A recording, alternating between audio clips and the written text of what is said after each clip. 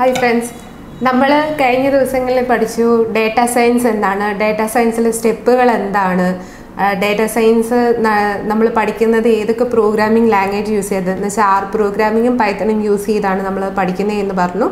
ഇനി നമ്മൾ ഇപ്പോൾ കണ്ടിന്യൂ ചെയ്തത് ആർ പ്രോഗ്രാമിംഗ് യൂസ് ചെയ്തിട്ടാണെന്ന് പറഞ്ഞു. ഈ ആർ പ്രോഗ്രാമിംഗ് എന്ന് പറയുന്നത് 1993 പുറത്തിറങ്ങിയ ഒരു പ്രോഗ്രാമിംഗ് ലാംഗ്വേജ് ആണ്. പക്ഷെ അതിന് ഇപ്പോൾ ഉള്ളതുപോലത്തെ ഒരു സ്റ്റാൻഡോ അല്ലെങ്കിൽ അത്രയും ഫേമസ് ആയിരുന്നില്ല ആ ടൈമിൽ. അപ്പോൾ അന്നേരം സംഭവിച്ചത് എന്താണെന്ന് പറഞ്ഞാൽ മൈക്രോസോഫ്റ്റ് കമ്പനി എല്ലാവർക്കും അറിയാവുന്നതാണ്. മൈക്രോസോഫ്റ്റ് നോക്കുമ്പം റെവല്യൂഷൻ അനലിറ്റിക്സ് എന്ന് പറയുന്ന ഒരു കമ്പനി അനലിറ്റിക്കൽ പ്രോബ്ലംസ് എന്ന് പറഞ്ഞാൽ പ്രഡിക്ഷൻ ആവാം, അല്ലെങ്കിൽ ഒരു ഡേറ്റയ്ക്കുള്ളിലെ പാറ്റേൺസ് അല്ലെങ്കിൽ ഇൻസൈറ്റിനെ ഫൈൻഡ് ഔട്ട് ചെയ്യുന്നവാം, അങ്ങനത്തെ കുറേ പ്രോബ്ലംസ് റെവല്യൂഷൻ അനലിറ്റിക്സ് എന്ന് പറയുന്ന ഒരു കമ്പനി സോൾവ് ചെയ്യുക.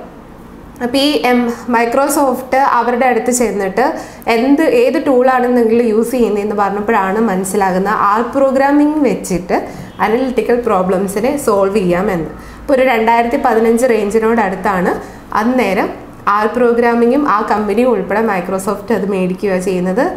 ഈ ടൈമിലാണ് ആർ പ്രോഗ്രാമിങ് ഫേമസ് ആയി വരാൻ തുടങ്ങിയത്. ഇനി ആറിന് പറയാൻ പറ്റുന്നത് പറഞ്ഞാൽ ആ ഒരൊറ്റ റീസൺ കൊണ്ട് മാത്രമല്ല, ആറിൻ്റേതായ സ്പെഷ്യാലിറ്റീസ് ഉണ്ട്. ആർ പ്രോഗ്രാമിനുള്ള ഒരു സ്പെഷ്യാലിറ്റി എന്ന് പറയുന്നത് അത് ഓപ്പൺ സോഴ്സാണ്, ഫ്രീ ആയിട്ട് നെറ്റ്വർക്കിൽ നമുക്ക് അവൈലബിൾ ആണ്. പിന്നെയുള്ളതെണ്ണം എന്ന് പറയുന്നത് അതിൽ നമ്മൾ ആറ് ഡൗൺലോഡ് ചെയ്ത് ഇൻസ്റ്റാൾ ചെയ്യുന്ന ഒപ്പം തന്നെ അതിനകത്ത് തന്നെ ഒരുപാട് പാക്കേജസുകൾ അവൈലബിൾ ആണ്. അപ്പോൾ അതിൽ ആ പാക്കേജസ് യൂസ് ചെയ്ത് നമുക്ക് ഗ്രാഫ് വരയ്ക്കാം. ഞാൻ പറഞ്ഞിരുന്നു വിഷ്വലൈസേഷൻ എന്ന്. നമുക്ക് ഗ്രാഫ് വരയ്ക്കാനും ബാക്കി ടെസ്റ്റുകളും നമ്മൾ പഠിക്കേണ്ട കാര്യങ്ങളെല്ലാത്തിനും ഓരോ പാക്കേജുകൾ വേണം, എങ്കിലേ ആ പാക്കേജിനുള്ളിലുള്ള ഫങ്ഷൻസ് നമുക്ക് ഉപയോഗിക്കാൻ പറ്റത്തുള്ളൂ. അപ്പോൾ അതൊക്കെ ഓൾറെഡി ആറിനകത്ത് തന്നെ അവൈലബിൾ ആണ്.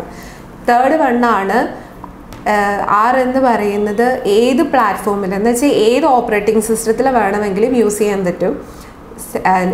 ലാസ്റ്റ് ആൻഡ് മോസ്റ്റ് ഇമ്പോർട്ടൻ്റ് ആയിട്ടുള്ള ഒരു കാര്യം എന്ന് പറയുന്നത് ആർ പ്രോഗ്രാമിംഗ് എന്ന് പറഞ്ഞാൽ സെൽഫ് ഡിക്ലെയറിങ് ലാംഗ്വേജ് ആണ്.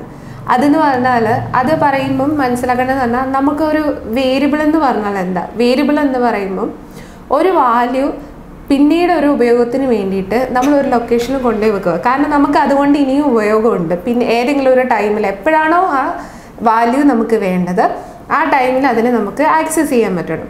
അപ്പോൾ ഈ മെമ്മറി ലൊക്കേഷൻ എന്ന് പറയുന്നത് അടിച്ചു കൊടുക്കുക എന്ന് പറയുന്നത് നമുക്ക് പോസിബിളായ ഒരു കാര്യമല്ല.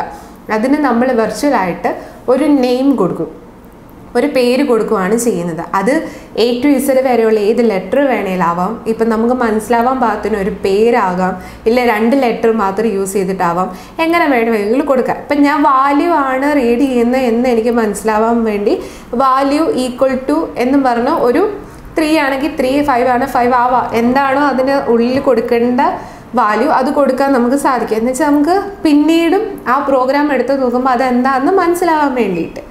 ഓക്കെ, അപ്പോൾ അങ്ങനെ സേവ് ചെയ്യാൻ വേണ്ടിയിട്ട് യൂസ് ചെയ്യുന്ന ആ ലെറ്റർ അല്ല ആ നെയിമിന് പറയുന്ന അല്ല ആ ലൊക്കേഷന് പറയുന്ന പേരാണ് വേരിയബിൾ എന്ന്. ഇനി ഡേറ്റ ടൈപ്പ് എന്ന് പറയുന്ന ഞാൻ പറഞ്ഞതെന്ന് പറഞ്ഞാൽ സെൽഫ് ഡിക്ലെയറിംഗ് ലാംഗ്വേജ് ആണെന്ന് പറഞ്ഞു. നമുക്ക് സി പ്രോഗ്രാമിംഗ് ഒക്കെ യൂസ് ചെയ്തിട്ടുള്ളവർക്കാണെങ്കിൽ കുറച്ചും കൂടി മനസ്സിലാവാൻ എളുപ്പമുണ്ടാവും. നമ്മൾ ഒരു പ്രോഗ്രാം ചെയ്യുന്നതിന് സമയത്ത് ഏറ്റവും ടോപ്പിലായിട്ട് ഏതൊക്കെ വേരിയബിൾ യൂസ് ചെയ്യുന്നുണ്ട്, അതിൻ്റെ ഡേറ്റ ടൈപ്പ് എന്താണ്. ഡേറ്റ ടൈപ്പ് എന്ന് പറഞ്ഞാൽ ആ വേരിയബിളിൽ നമ്മൾ ഇൻപുട്ടായി കൊടുക്കുന്ന അല്ലെങ്കിൽ ആ വേരിയബിളിൽ നമ്മൾ സേവ് ചെയ്ത് വെക്കുന്ന ഡേറ്റയുടെ ടൈപ്പ്, അത് ക്യാരക്ടർ ആവാം, ഇൻറ്റിജർ ആവാം, ന്യൂമറിക് ആവാം, എന്ത് വേണേലും ആവാം.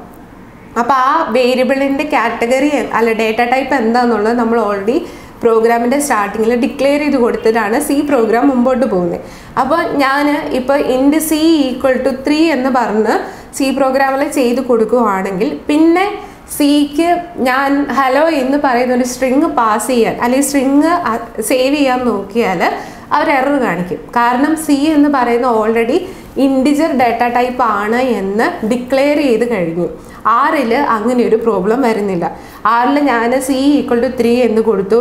പിന്നെ ചെയ്ത് വരുന്ന സമയങ്ങളിൽ ഞാൻ C = ഹലോ എന്ന് പറയുന്ന ഒരു സ്ട്രിങ് പാസ് ചെയ്താലും എന്താണോ ലാസ്റ്റ് ആ വേരിയബിളിലേക്ക് സേവ് ചെയ്തിരിക്കുന്നത് അത് ഓട്ടോമാറ്റിക്കായിട്ട് ആ ഡേറ്റ ടൈപ്പിലേക്ക് ആ വേരിയബിൾ കൺവേർട്ട് ആവുകയാണ് ചെയ്യുന്നത്. അപ്പം ഓൾറെഡി ഡിക്ലെയർ ചെയ്ത് വെക്കുകയോ അല്ലെങ്കിൽ ആ ഒരു വേരിയബിൾ ഒരു ടൈപ്പ് ഡേറ്റേനെ മാത്രം സേവ് ചെയ്യാനേ യൂസ് ചെയ്യാവുള്ളൂ എന്നൊരു നിയമം ഇല്ല.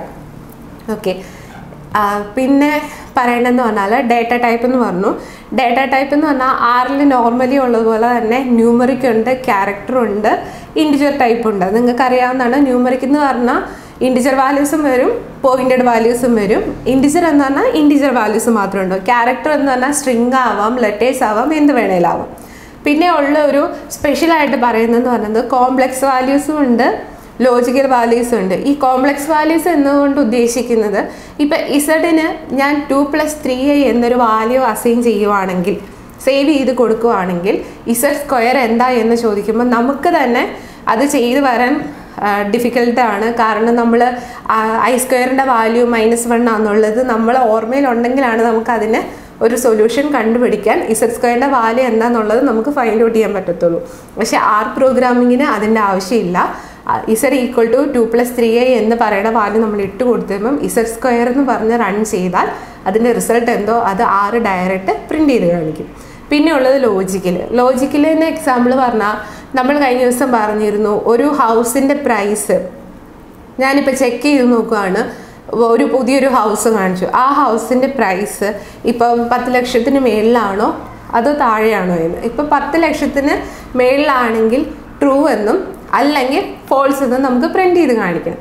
അങ്ങനെയുള്ള ലോജിക്കൽ വാല്യൂസ് പ്രിൻറ്റ് ചെയ്യാനുള്ള കപ്പാസിറ്റിയും ആർ പ്രോഗ്രാമിങ്ങിനുണ്ട്.